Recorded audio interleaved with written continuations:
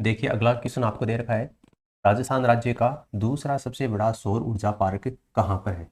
आपकी जानकारी के लिए बता दूं कि ये जो दूसरा सबसे बड़ा सौर ऊर्जा पार्क है ये आपका जैसलमेर जैसलमेर के अलावा बीकानेर और बीकानेर के अलावा आपका जोधपुर, इनकी सीमा के ऊपर ये स्थित है। ठीक है, इनकी सीमा के ऊपर है दूसरा सबसे बड़ा सौर ऊर्जा पार्क। तो दूसरा पूछा है तो आपको पहले का भी पता होना चाहिए। राजस्थान का प्रथम सौर ऊर्जा पार्क कहाँ पर है?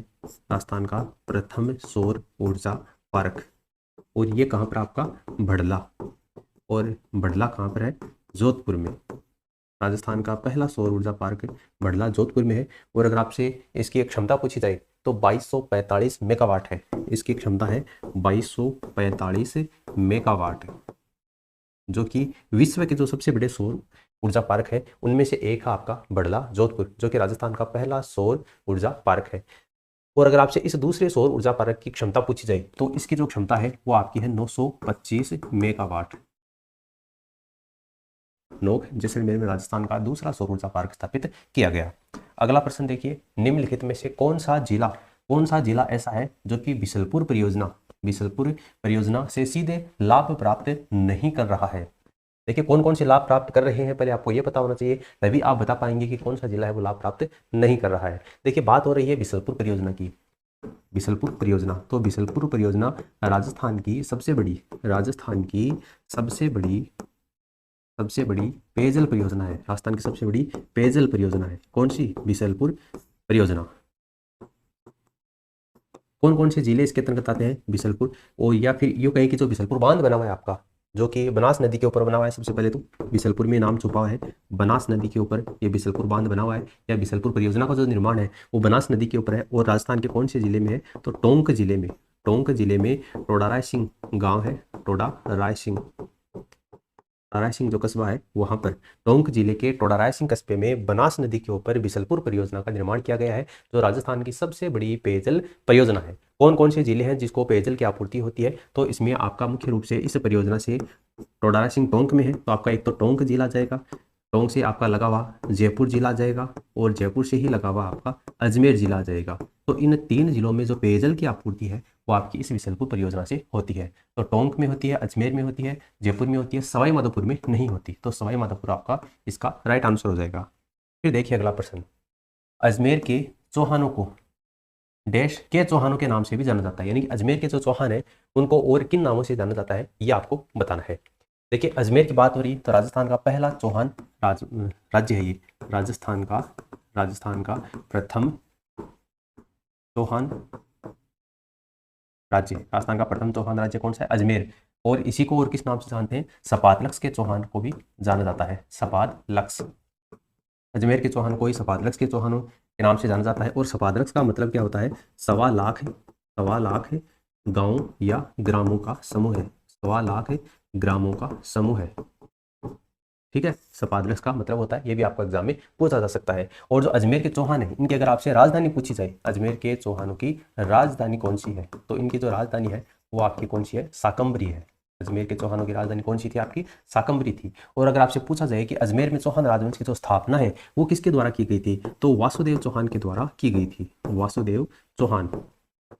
वासुदेव चौहान ने अजमेर में चौहान राजवंश की स्थापना की थी। और कब की थी? 7वीं सदी में अजमेर में चौहान राजवंश की स्थापना की थी। तो इतनी चीजें आपको ध्यान में रखनी है, सपादलक्स इसका आंसर हो जाएगा। फिर देखिए अगला प्रश्न, 12 कोटड़ी के नाम से कौन सा राज्य प्रसिद्ध था? 12 कोटड़ी के नाम से कौन सा राज्य प्रसिद्ध था? तो देखिए इसका राइट आंसर हो जाएगा आमेर। आमेर जो राज्य है, जयपुर का आमेर राज्य है, उसको 12 कोटड़ी के नाम से जाना जाता था। जयपुर के शासक हुए हैं पृथ्वीराज।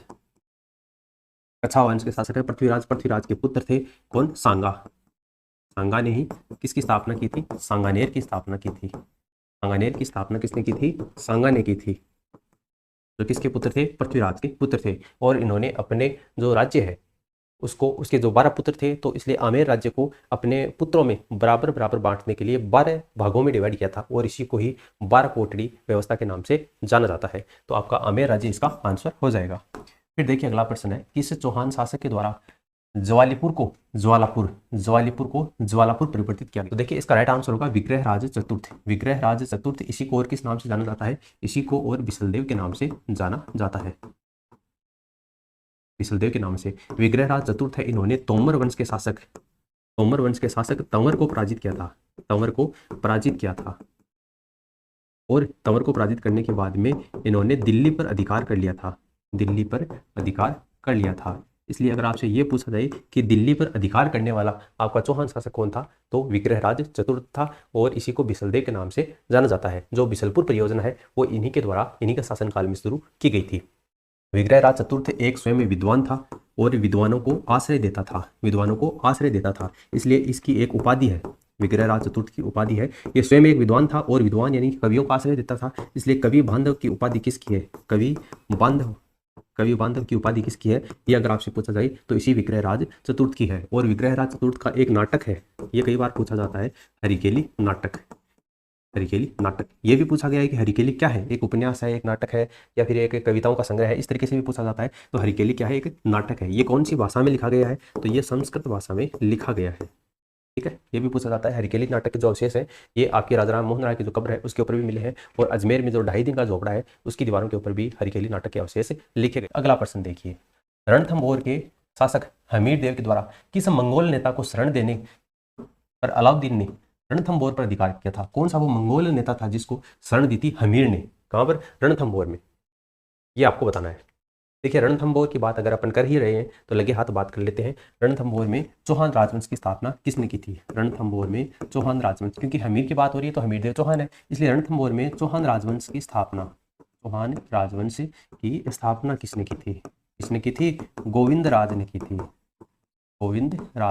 थी। कब की थी? 1194 ईस्वी में की थी। ये गोविंद राज कौन था? तो ये गोविंद राज आपका पृथ्वीराज तृतीय का पुत्र था। पृथ्वीराज तृतीय कब से कब तक शासन कर रहा था? तो ये 1177 से लेकर 1192 ईस्वी तक पृथ्वीराज तृतीय शासक रहा था, और इसी का पुत्र था आपका गोविंद राज, जिसने 1194 ईस्वी में आपके रणथंभौर में चौहान राजवंश की स्थापना की थी। बात कर रहे हैं हमीर के द्वारा शरण दी गई थी मंगोल नेता। तो हमीर कब से कब तक शासन रहा था? तो 1282 से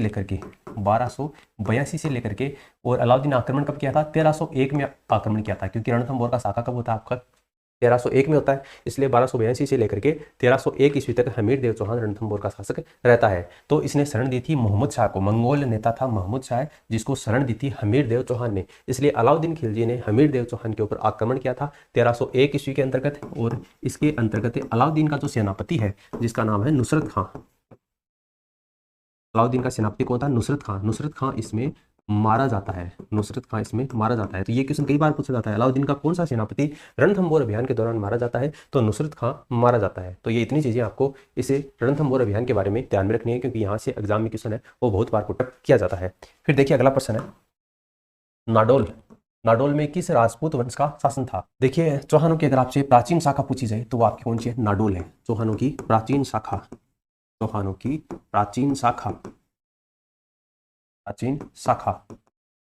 पूछी जाए तो वो आपकी कौन सी है? नाडोल है। इसका मतलब नाडोल के अंतर्गत कौन से वंश का शासन होगा? आपका चौहान वंश का शासक होगा। और नाडोल के अंतर्गत पूछी जाए कि चौहान वंश की स्थापना किसने की थी? तो लक्ष्मण देव चौहान ने की थी।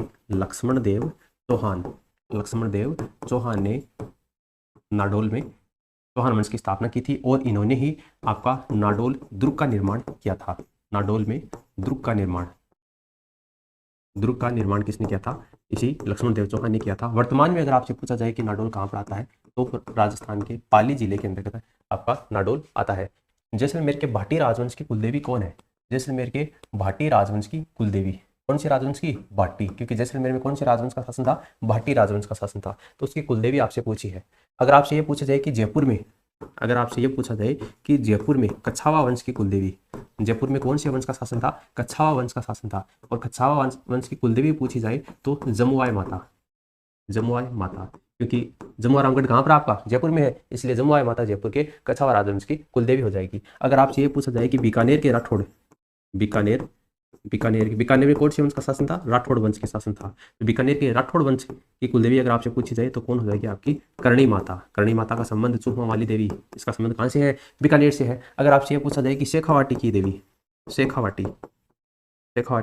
प्रमुख देवी कौन सी है? तो शेखावाटी की प्रमुख देवी कौन सी है? जो कि मुख्य रूप से अजमेर के जो चौहान वंश है उनकी कुलदेवी भी मानी जाती है। तो कौन सी है आपकी? जीर्ण माता है।